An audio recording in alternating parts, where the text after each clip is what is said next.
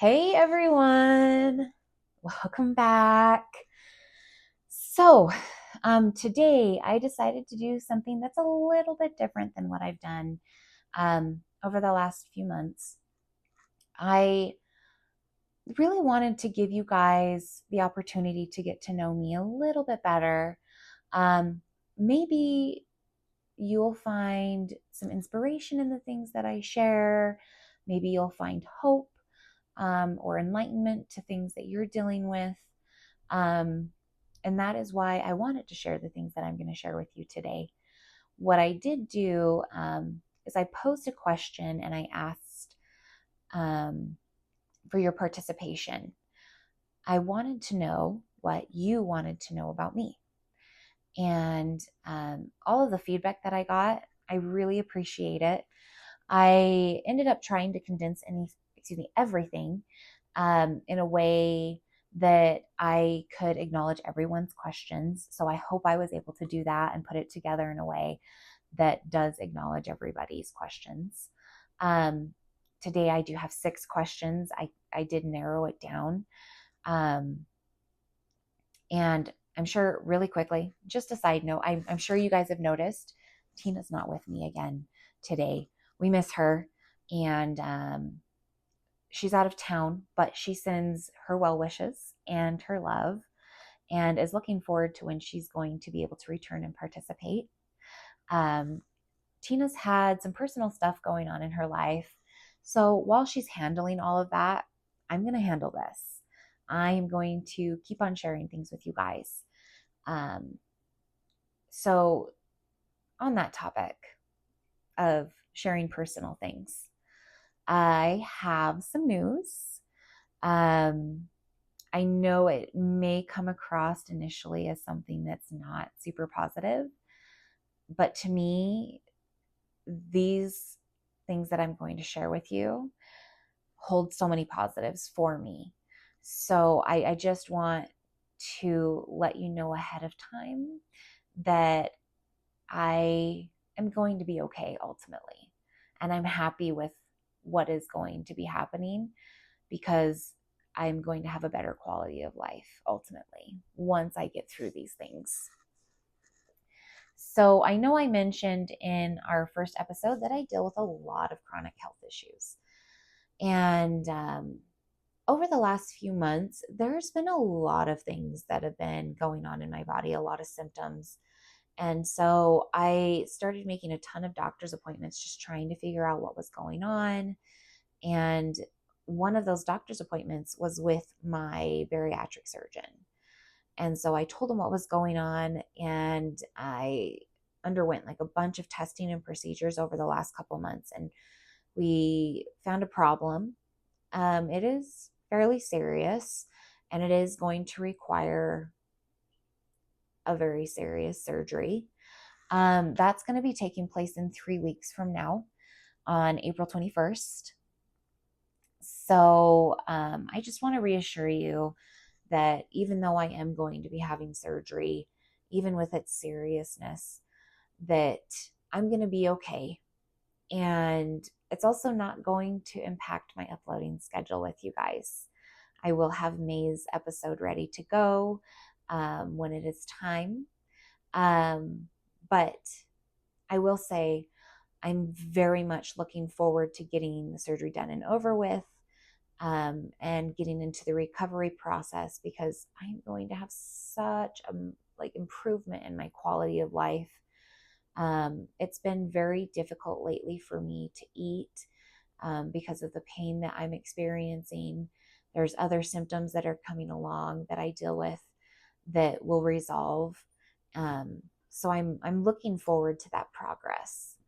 Um, and I also have some exciting news. I just want to share this with you guys because I really want you to know that if you are dealing with your own health issues, that you don't need to give up hope when things are not initially found. I have a very rare disorder. Only 6% of physicians worldwide know about this condition. And it took me 15 years to find a test that had a response that indicated what my diagnosis was. So it's a very dangerous, very serious, and difficult condition to live with. And for the longest time, I always had this worry that I was going to die before they were able to find what was going on with me, before I had the answers that I needed, before I had the treatments that I needed, if there were any. With this condition in particular, testing is so extremely difficult to get done properly and in a timely manner. Like, if I went into detail, like, it's so complex. Absolutely, like, the most complex testing to get done. I besides this condition, I have never had such a difficult time getting a test result. So I had years and years of negative test results. And I was like, I know I'm not crazy. This is very real. My experience is valid. I'm dealing with these things, and it's scary. And not having those specific answers like I've needed have it's prevented me from getting the treatments that I've needed. Now that I have these answers, now I can tailor my treatments to target the specific issues that I deal with. So this last week, I had a meeting with my allergist, and one of the results of one of the tests came back. And I'm going to be honest, this is a diagnosis that, like, nobody wants. Nobody wishes that they had this diagnosis. I wish I didn't have it, but the fact of the matter is that I do have this diagnosis, whether or not I have an official diagnosis. I still have this condition. But now that we have a diagnosis, it's opening doors that I didn't have access to, and I stand a fighting chance of making it through life. I stand a fighting chance of having a quality of life. And I'm just so grateful that we actually caught this diagnosis, caught the test so that I could have this diagnosis. Right now, I'm preparing for treatments to address the specific problems within this diagnosis. So I'm going to start those in June. And I guess I'll tell you what it's called. So it's a really rare allergy disorder, simply put, but it's called mastocytosis. I'm super nerdy, and if I start talking about it, I will spend forever telling you about it. But I'm super grateful to know that I'm dealing with mastocytosis. I knew for a very long time that I was dealing with dysregulation of my mast cells, which is what was causing my allergic reactions to be so violent and lethal. So knowing that I know this now, even in those situations when I am, critically ill and dealing with an allergic reaction, now we know what to do, which is going to be life-changing for me. So now that we've talked about that,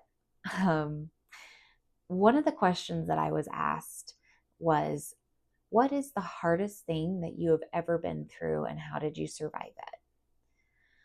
So the hardest thing that I've ever been through is in the fall of 2022. What I refer to as that experience is that I lost my mind. And I literally mean that, not just figuratively. I mean it very literally. I lost my mind. I lost my brain. I lost control over my entire life. The recovery that I had to invest in to gain my life and my mind back was absolutely one of the biggest challenges that I've ever faced. It was absolutely terrifying, and it was miserable. And man, just thinking about it and like going back to those moments in particular that I'm going to be sharing with you today. Whew. I will give you a trigger warning ahead of time. There is mention of suicide. There is going to be mention of sexual assault, self-harm. So if you are sensitive to these topics, I would recommend skipping forward a little bit so that way you don't have to hear me talk about it. If you can tolerate it, even if you're sensitive to it, I would recommend that you still listen to this, because ultimately my goal in sharing this is that I hope that people know that things get better, no matter how dark and bleak and difficult and painful as things can be in this life. Things get better. And that's a promise I can make you. So, I think part of the reason that this was such a difficult process to go through is because it required me to be absolutely brutally honest with myself. In addition to the fact that I also had to be extremely vulnerable with my mental health professionals and others that I was in group therapy with. And, you know, being receptive to people's responses and also learning to let go of people's responses when they weren't supportive. Like it was such an intense experience. So I basically one day I had to come to the realization that I was the only person who was going to save myself, and that I had to do that all on my own. Nobody was coming to save me. And that enlightenment happened one day when I was sitting in my hallway. I had a suicide letter in my hand, and I was just sobbing, like literally crying my eyes out. And I remember I was just like, I don't even recognize myself anymore. So I was like, okay, Myranda, you have option one, which is you can follow through with things. You've already wrote your letter. It's pretty serious. Or you can reach out and get help.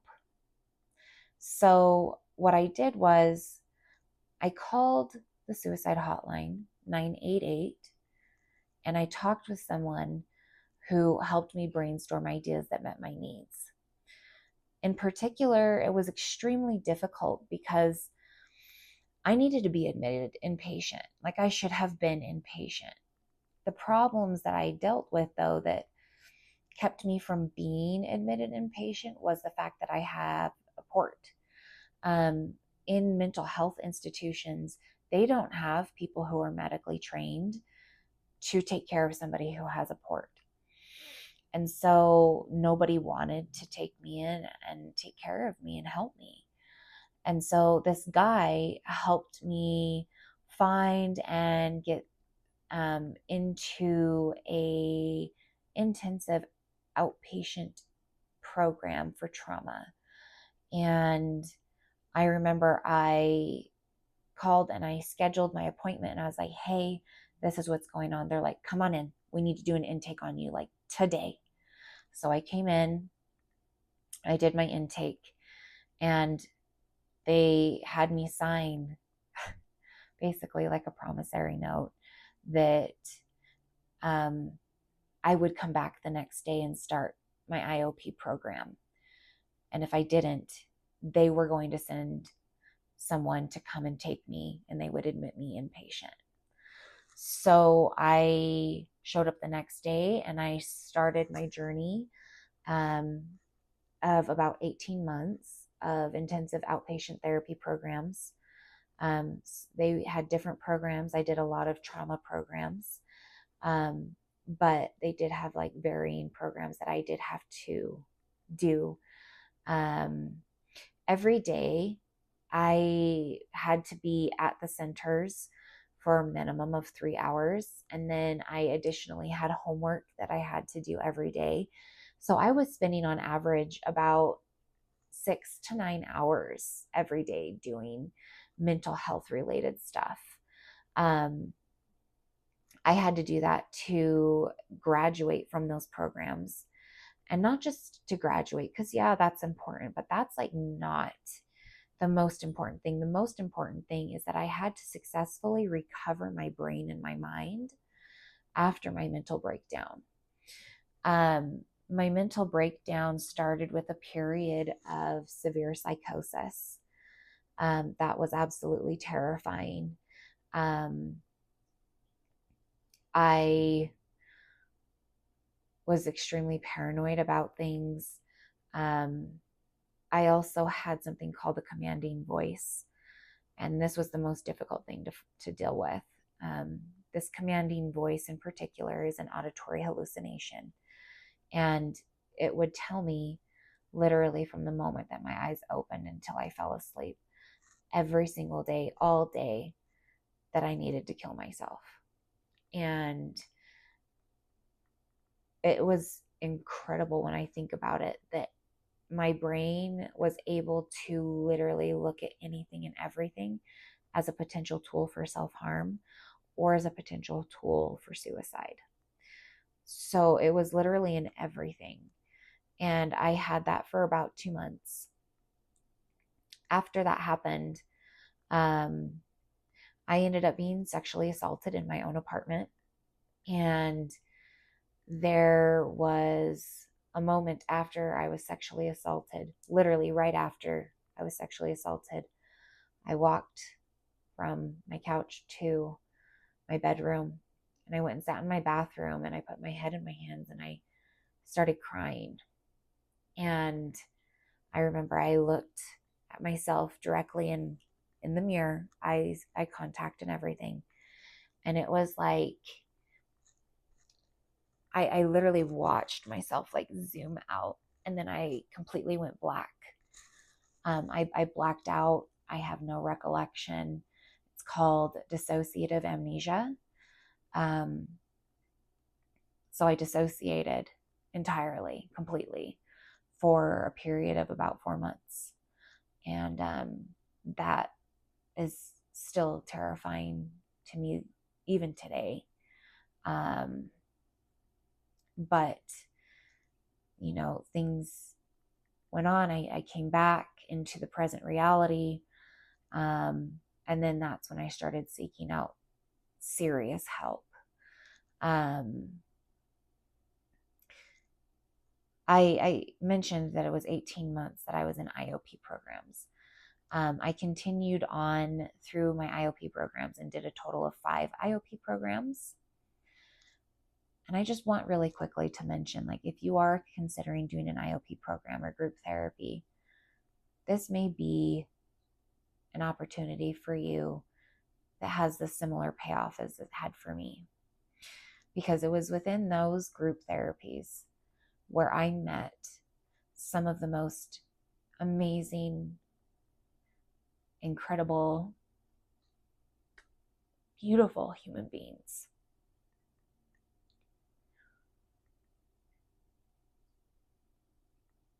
Sorry.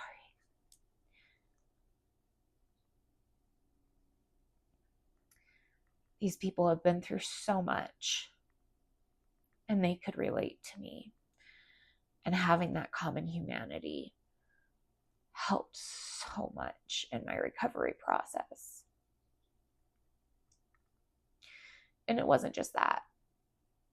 these people showed me so much unconditional compassion. Love. Mango's making his appearance, by the way. They showed me so much unconditional compassion, love, empathy, grace, and support.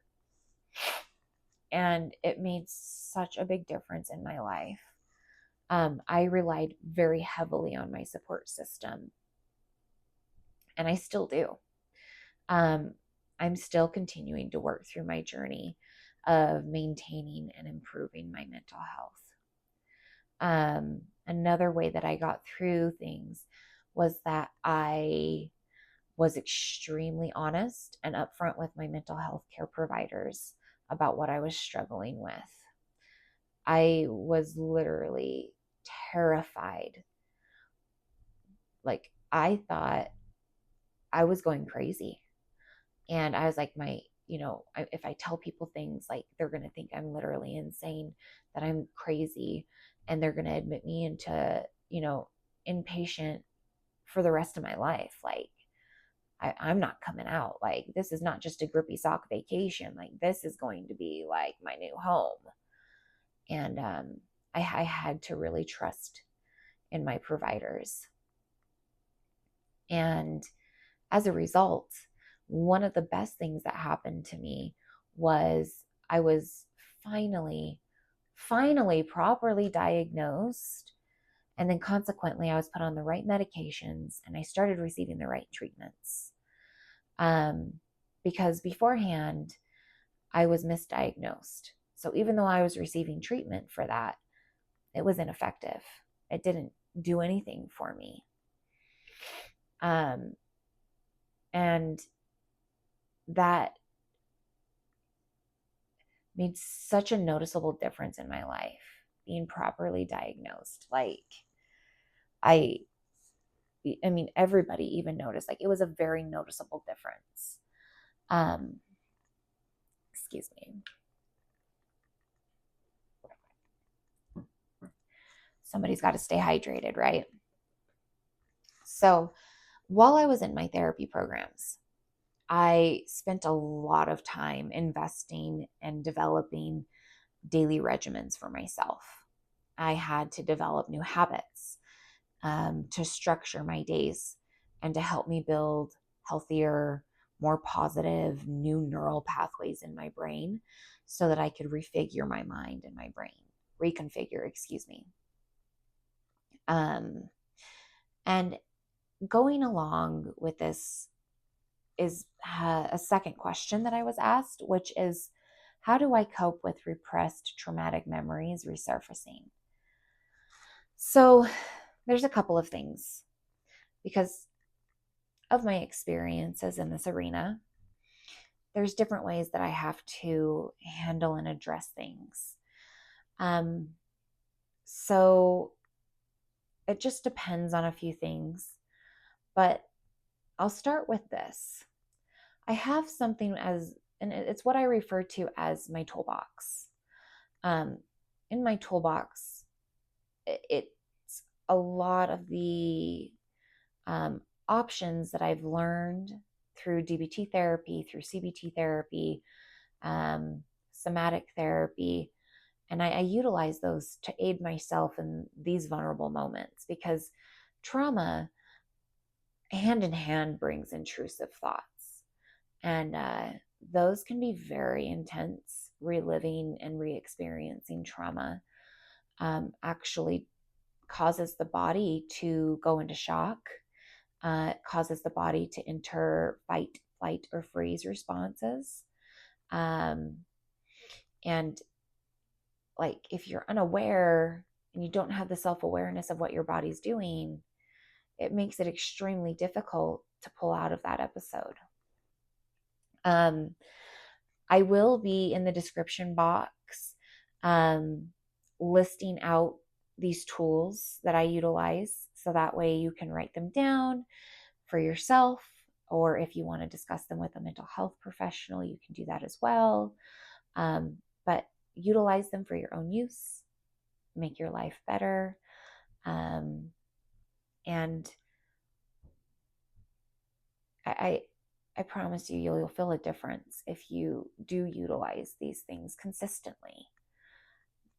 Things are not going to be perfect the first time. It takes time to work on the effectiveness of these tools, and a traumatized brain takes time to recover.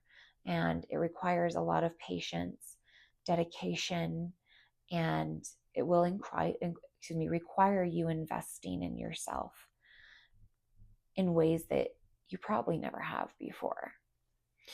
So, there we go. Like I mentioned before, one of the most important things to do is develop a self-awareness.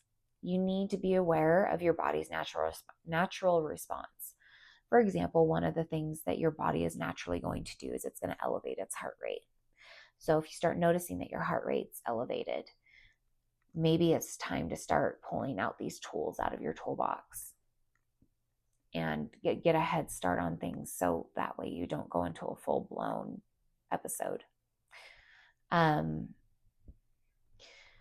You're going to need to proactively do things that will pull you out of this response. You're going to need to self-soothe by regulating your parasympathetic nervous system. And this can be achieved through grounding techniques. I'll list just a few of them and briefly touch on them. Breathing is a great grounding exercise. I prefer what is called the 15-second breath. So what you do is you breathe in for 4 seconds, you hold that for 1.5 seconds, and then you breathe out for 2 seconds. Breathe out for 8 seconds, and then you hold that for 1.5 seconds. And then you repeat that for 2 minutes. If you do that, I promise you, that panic that you feel, you'll be out of that panic. You're going to be out of that episode. Like, it is one of the most soothing things that you can do physically for yourself. There's also the option of boxed breathing, if that's another thing that works better for you. Another tool is practicing mindfulness. What is mindfulness? I'm going to go further into detail about this in a little bit, but my favorite tool that I use is called the 5-4-3-2-1 method. It is such a cool tool to utilize, and it's kind of fun. I'll explain it in a little bit. Another thing that you can do is movement. This is going to include walking, stretching, and yoga. Those are my top three favorite tools that I like to use when I do movement. There's sensory input, which can include listening to calming music. Have a pre-made playlist on your phone or on your, I don't know, are iPods still a thing? However you listen to music, have a pre-made list of calming music that you can listen to. You can even YouTube like guided meditations. One of my favorite guided meditations is called Leaves on a Stream. It's a really great one that I like to use. You can also hold a comforting object, or take a warm bath or shower. So like one of my calming and comforting objects that I have is my baby blanket from when I was literally a baby. So yes, this blanket is 35 years old. And yes, it is raggedy and torn and hanging on for dear life. But there's just something comforting about it. And I will hold on to that if I need to like reground myself, because it holds that capability to bring me back into the present reality. Another thing that you can do is visualization. I'm going to talk a little bit more about this later, but what I prefer to use out of my toolbox is referred to as my safe space. There's something called progressive muscle relaxation. This is when you slowly tense and release different muscle groups from head to toe. Another thing that you can do is seek comfort from a loved one or a pet. Now, I want to kind of share something that's personal with you guys, and this has been very difficult for me. I have had the wonderful opportunity of being a fur mama, I guess is what people call it, to three wonderful pets. Mango is my dog, and Marley is my cat, and Jasmine was my cat. And yes, I did use the word was because the day after my birthday on March 4th, Jasmine passed away. And when you seek comfort from a pet, and I hope that you have a pet that is emotionally intellectual, like my experiences have been. Jasmine was one of the most emotionally intellectual cats that I have ever seen. Mango is extremely emotionally intellectual. Marley kind of does her own thing, but all of them are emotionally intellectual, but by far Jasmine was like, there was no competition when it came to being emotionally intellectual. Same thing with Mango. There's no competition. Like, I don't know very many animals who are like that. And so I like to utilize my relationship with my pets because they do help so much when it comes to comforting me. But yeah. So lastly, and one of my favorite things, I mean, who loves crying? Puffy eyes and like being exhausted after a good cry session, not always the most fun, but I will say this: crying is very important. It really bothers me that in today's society, crying is seen as a vulnerability and it is seen as something that's negative, because crying actually is extremely healthy for people. When you are in a moment where you're dealing with a flashback or having traumatic memories resurface, and you're in that fight, flight, or freeze response, your body is pumping tons of excessive amounts of cortisol and adrenaline. And crying is actually a way that your body releases cortisol out of the body. So I'm a big advocate for it. I encourage it. If I have people who are crying, I intentionally will go out of my way to make space for them to help comfort them, because I want them to experience the release and the relief from that surplus of cortisol. Cortisol causes a lot of physical damage to people's bodies, especially when it's in excessive amounts, and you experience excessive amounts when you have trauma. So yeah, that is a few of the grounding techniques and tools that are available. Now, this is a little bit complex. I'm trying to think how I want to word this. So I mentioned that dissociative period that I had. And there are times when I have these thoughts that come into my mind, and I can't tell if they're real or not. I can't tell if they are memories, and I can't tell if they are nightmares. I just can't tell, because I was dissociated and blacked out completely for 4 months. So I don't know what's real and what's not. And I was talking with my therapist about these resurfacing memories. And I told her, I was just like, I don't know what to do. And she told me, one of the things you're going to have to do is practice radical acceptance. And of course, radical acceptance is one of the ones that I really struggle with. I hate it. I know it's really helpful, but also like, fuck. I'm just going to say that. Radical acceptance is hard.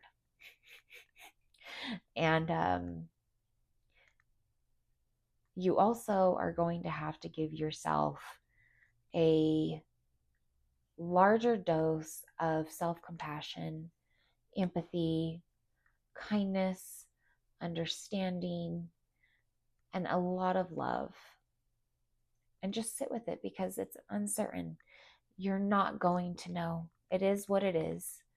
And I was like, okay, that's what I'm going to have to do. And, it still happens. It still sits in my mind sometimes. And I just have to keep on practicing that self-compassion aspect of things and kind of refocus my thoughts on other things. I have to still, do the grounding techniques and whatnot. But ultimately, it's about practicing radical acceptance. Now, the other options that I have is that when I have these intrusive thoughts and I have these resurfacing memories, what I do after I have grounded myself is I utilize either the notes app on my phone or I write in my therapy journal. I don't go into detail. This is so important. You don't go into detail because that's only going to trigger that response that you just pulled yourself out of. I write the highlights and any important details that I feel need to be discussed with my therapist. And then after I'm done, I reground myself again. And then I repeat what I initially did to self-soothe and keep myself grounded and in the present reality.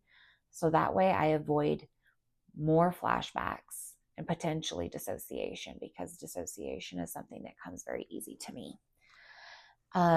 If it is extremely disturbing and I can't wait until my upcoming appointment that I have scheduled with my therapist, I meet with my therapist every week, I will text her and be like, hey, when's your next available? I have something that I need to talk with you about relatively quickly. And so I'll schedule that appointment, and then I'll keep my initial scheduled appointment as well. And then once my session comes up, I explain to my therapist what came up for me, and we do an EMDR session. EMDR has been such a helpful tool for me in helping me process trauma and in helping with the intrusive thoughts that come with it. And it's been life-changing for me.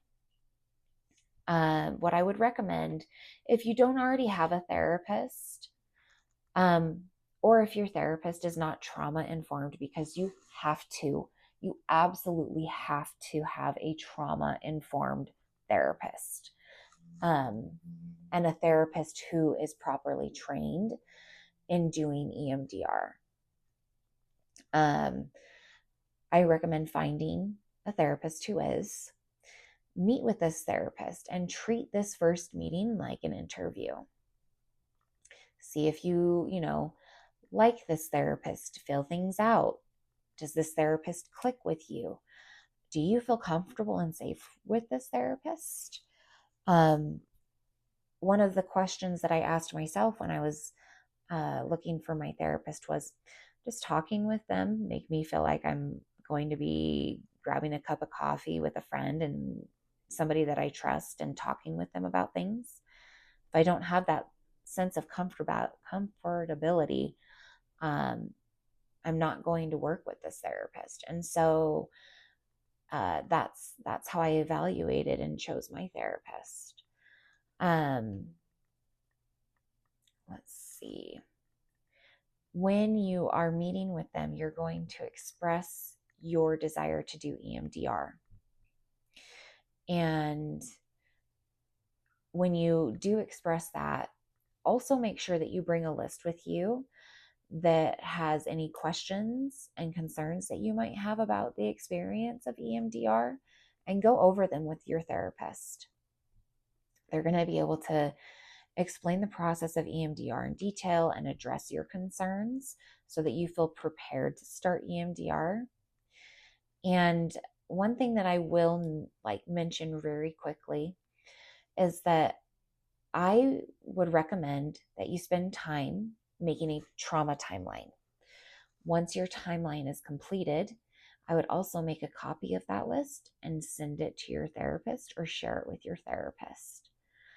The thing that's hard about trauma is really messy. It often distorts several things in the brain, including time and memory recall. So if your list isn't perfect, that's totally okay.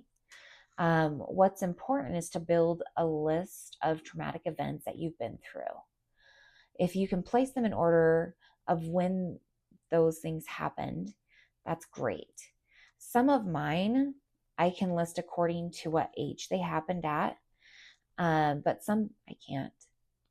I've thought about it and I can't.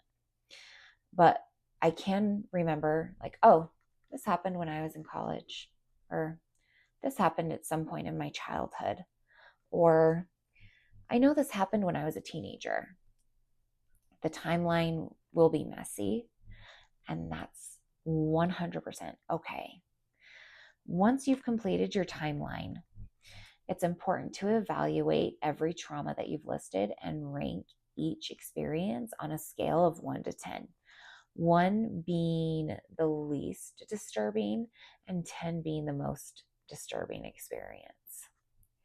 And then afterwards, I like to go through that list and I like to star 3 to 5 things that I want to focus on first and break that down. I just also want you to understand that your first couple of sessions doing EMDR may not be done in the order of how you've listed them, in which are most important to you. And there's a couple reasons for that. When you're teaching your brain to process trauma through EMDR, it may require introducing experiences that are ranked between a 4 to a 7. So they're mildly disturbing.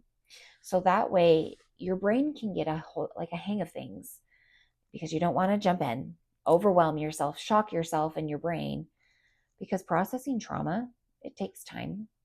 So it's important to be kind to yourself and practice a lot of self-compassion as you move through this process. And Marley's making her little... Hi, Marley. She's making her little appearance too. So back to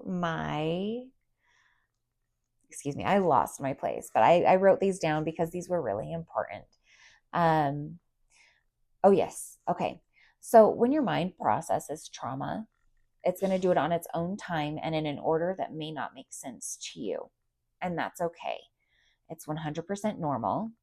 So it's important to also not have these strict, rigid expectations and these goals of which experiences you want to focus on.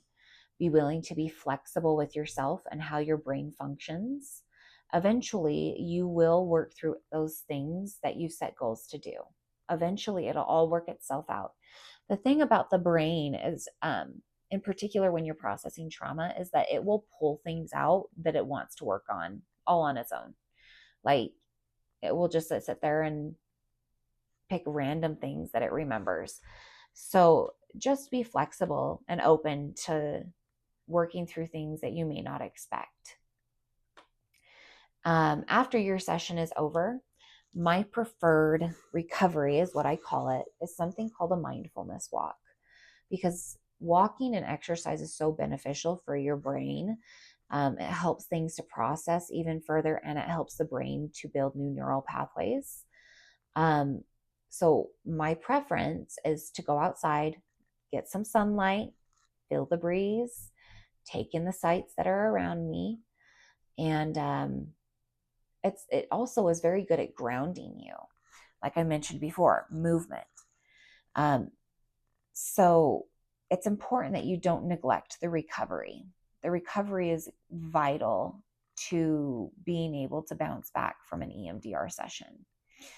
You have to make additional time for this. Like if you sit there and you have a schedule and you sit there and you schedule in, oh, I have therapy from 2 to 3, make sure that you schedule a minimum of 30 minutes to an hour of recovery time. So from 3 to 3:30, you schedule in a mindfulness walk. And then from 3:30 until 4, schedule in some self-care. Do something that brings you joy. Do something that brings you comfort. Go and get an ice cream. Go and take a shower. Go and call a friend. Do something that makes you happy and like, something that's going to fulfill a need that you have that day. One of the questions that I ask myself every day is, what is the most loving thing that I need to do for myself today?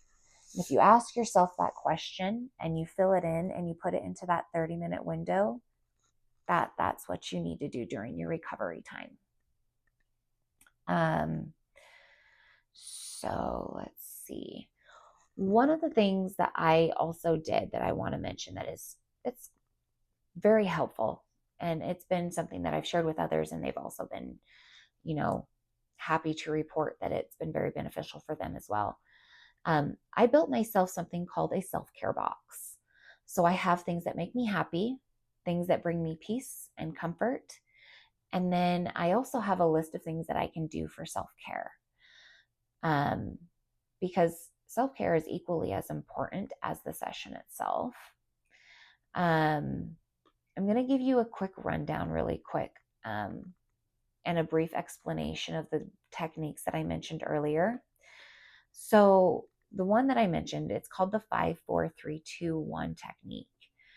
And with this one, I did get excited. I was like, oh, this is a little bit fun. So I have even built myself a little box where I've collected the items that I need to do this grounding technique. If you're going to be doing EMDR, I highly recommend doing this. You need to build your own little box and keep it with you during these sessions. What you're going to need to be able to do, you're going to out loud name 5 things that you can see, 4 things that you can touch. Put 4 things in the box with different textures that you like, 3 things that you can hear. Whether you sit there and you make a playlist, whether it's just sitting there and mindfully listening to, like, for example, I can hear my cat's water bowl, or, there's a variety of things. So 3 things that you can hear, 2 things that you can smell. So I keep like some lotion, I keep perfume, and then 1 thing that you can taste. So I put my favorite candies in the box as well. So I would recommend keeping a box with you during the session. Another thing that I do that I mentioned is called the safe place. Excuse me. I need some more water. So the safe place is a place that makes you feel happy, calm, peaceful, relaxed, and obviously safe. I'm going to explain my safe space. Now, I do want to make sure that you know about this. Your safe space doesn't have to be a place that you've been.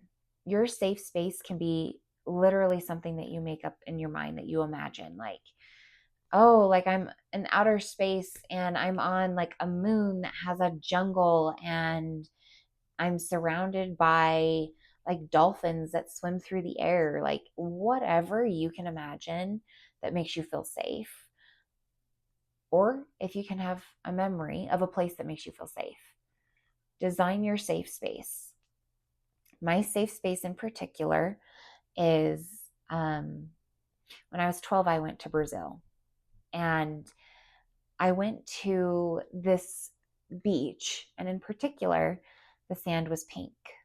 And I remember feeling the sand beneath my feet and in between my toes, and it was warm. And I remember feeling the ocean breeze blowing on my face, and I remember the smell of the ocean. And I remember the lady on the corner selling her coconuts. She would cut open the coconuts, and I would get coconut water every day. And I remember one day I came out and there was a turtle's nest hatching on the beach. And I remember watching these black little turtles like scatter down the sand down into the ocean. And just those feelings that memory brings back for me make me so happy. It was like such a beautiful experience. And so I really have like grounded myself in that, because when you sit there and you can, provoke those emotions inside of yourself, you can start utilizing tapping. And there's the butterfly hug, but you can also tap, and you do it really slow, and you evoke those feelings that you had of peace and happiness and calm and joy. And that tapping helps calm the body. Another thing that you can do for intrusive thoughts is something that is referred to as the container. My container in particular, when I created my container, I have a necklace that has a key on it. And this is mentally, I don't really have this. I wish I did. But in my mind has this image of me. I have a necklace that has this beautiful key. And this key belongs to a huge chest. Like, it's beautiful, like cherry colored dark wood with beautiful like silk insides. Like, it's a beautiful chest. And when an intrusive thought comes, what I do is I take it and I go and I open my chest and I place it into the chest and I lock it. I know that I can come back to that later. I know it needs to be acknowledged, but right now is not the time. I'm focusing on something else. Now is not the time. I'm not equipped to handle this right now, but I will come back to it. And that's what the chest is used for. You can design your own container. It can be a box, it can be a jar, like whatever your mind creates, like for you, utilize that. Put whatever you're dealing with in that container and come back to it. It's just like a way to pause and pull that intrusive thought out. You're acknowledging it and then putting it into a place, and you're like, all right, I'll be back. So that's another thing that I do. Oh my goodness, I need to hurry. I don't want to keep you guys for forever. This is already 53 minutes long. But it's okay. That was important. And I know a lot of people deal with that kind of stuff. So I hope that was helpful for you guys. If you could talk to your younger self, what would you say? So for starters, I'd give her a huge, like a fucking big hug, because I know that she really needed it. I would tell her not to be so hard on herself and to prioritize self-acceptance, self-compassion, and to be kind to herself. I would tell her that her worth and value isn't determined by anyone but her, to trust herself and her intuition and to believe in herself. I would tell her that she needs to let go of the need of control, and that she can't control an outcome, but that she can always control her efforts. To be present and enjoy the present moment. To prioritize her peace, her mental health, and to seek help when needed. To not be afraid to set boundaries, embrace the power of saying no, and that no is a sentence all on its own. I would tell her that she's going to go through some really hard things. Actually, she's going to go through a lot of very hard things, but that she's not going to go through them alone, that those times will pass and that she will get through all of those hard times. Not only will she get through those hard times, but she will look back at them with appreciation and recognize all of the valuable lessons that they taught her, how much smarter they made her, the humility that they provided her, the way they increased her compassion and empathy for others, and a million other ways that they refined her and made her into the person that she was meant to become. That those experiences are incredibly valuable. To believe that everything happens for a reason, and to believe that things will get better, because they will, and that good things are going to come.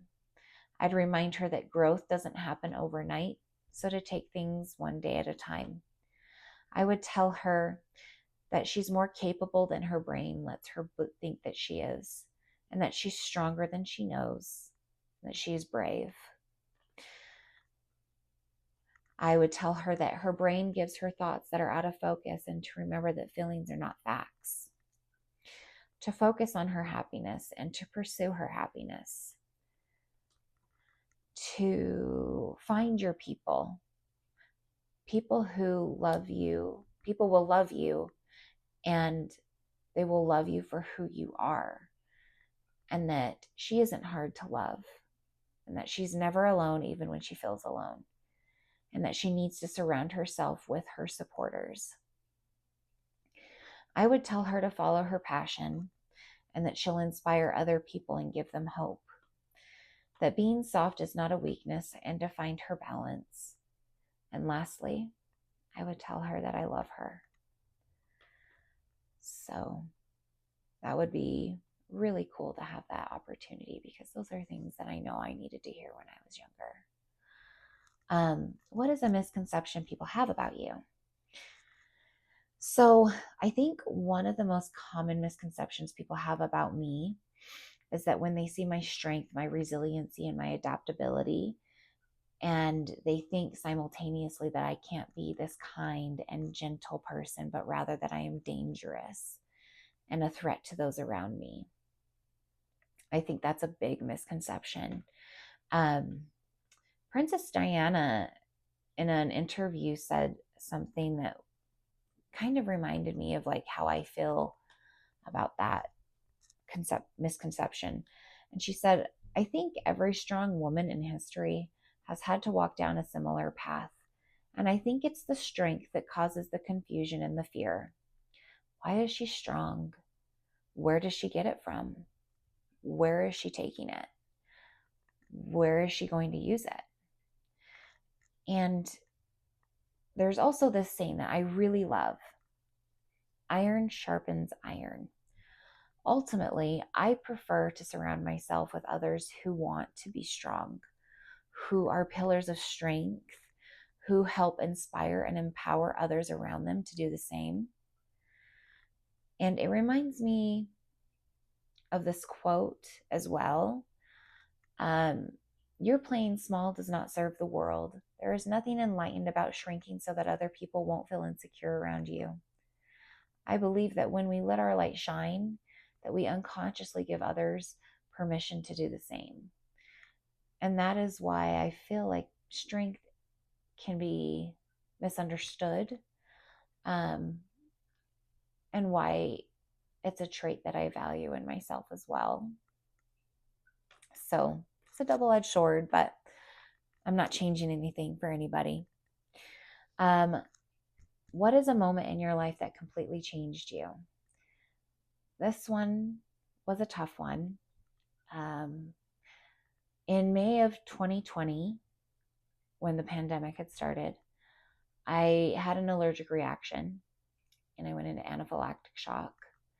And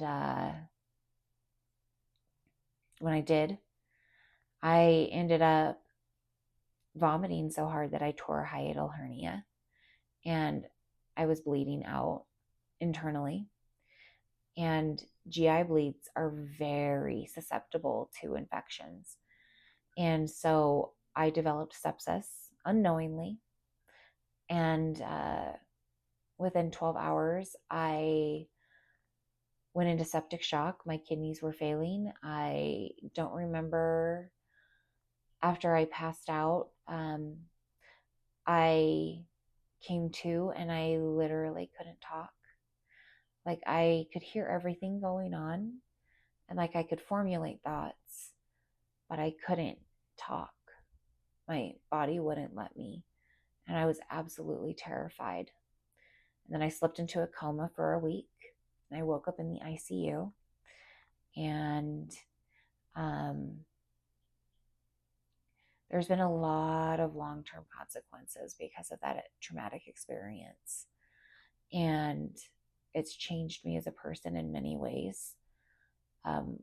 One of the ways that I'm proud of that change, that way that changed me, is that I value people's time. I value people more on a level that I haven't been able to ever understand until I had that experience. So there are still good things that come out of bad situations.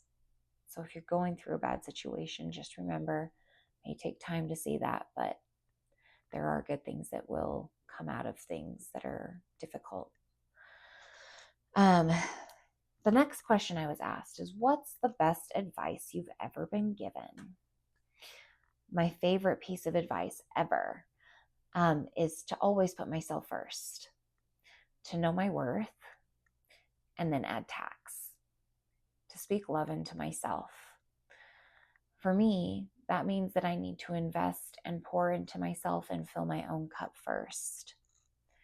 I need to love and accept myself unconditionally and show myself grace and compassion, to pursue my happiness, to appreciate myself, to heavily invest in improving my self-worth and my self-confidence, to prioritize my self-care and my peace and my well-being, to celebrate myself and my accomplishments, and to forgive myself for my shortcomings.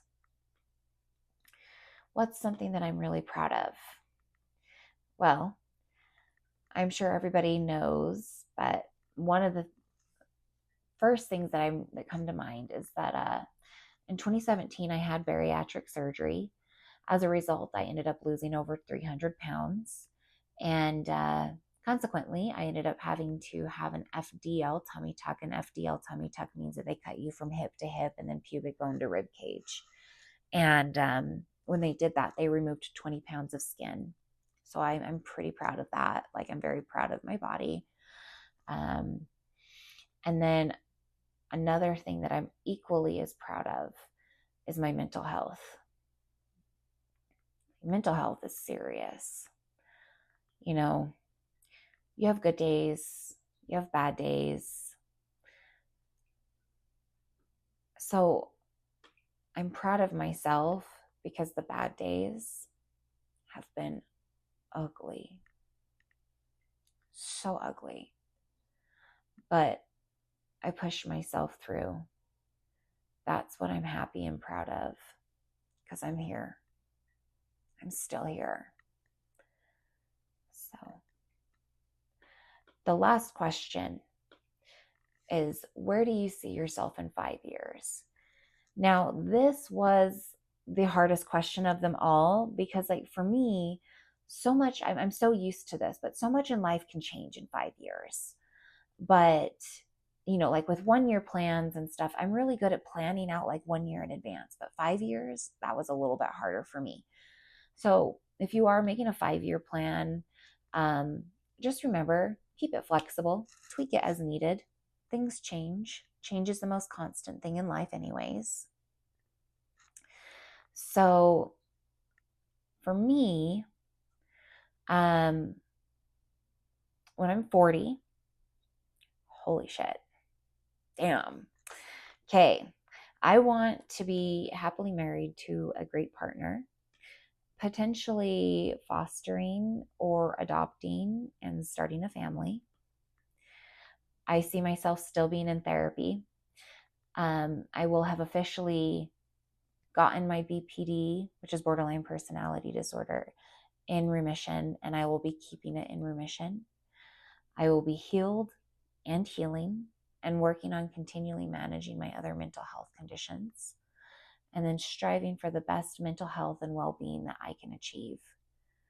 I see myself being the happiest and most at peace that I've ever been.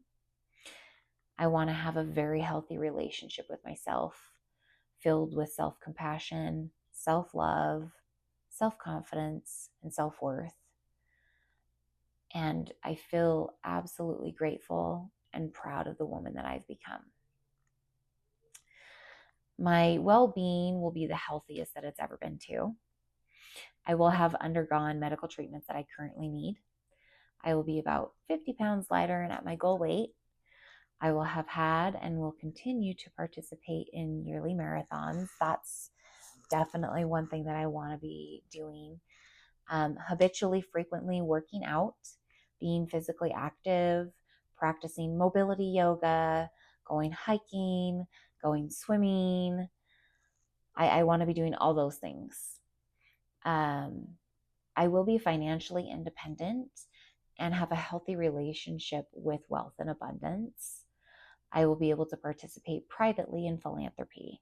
That's been one of my lifelong goals, is to be able to be rich enough to be able to do philanthropy. I love that. I'll have a grown-up savings account and the beginnings of a retirement nest egg. I'll have investments and multiple passive streams of income. I will be surrounded by my phenomenal chosen family and my friends, and that will continue throughout the years. And I will be surrounded by love and support unconditionally.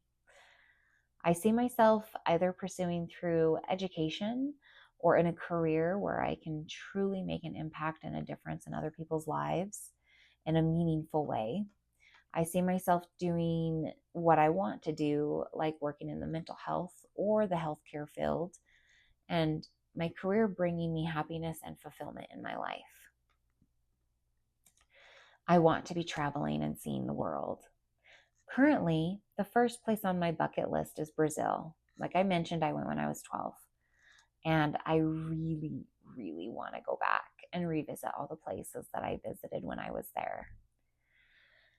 So, in closing, as I said before, my upcoming surgery is not going to impact the uploading schedule. So our next episode, it will be uploaded on Wednesday, May 7th. You'll be able to find us on our socials per usual. I'll link it in the description box. And if you haven't already, don't forget to subscribe and turn on notifications so that you don't miss anything. We do love connecting with our community and those who support us. We appreciate you. Thank you for tuning in. And until our next episode, take care of yourself. Do something every day that you need that will help you to be happy, even if it's 5 minutes, or if you want to do it for an hour, whatever that is. You're important, you are worthy, and you deserve to be happy. See ya.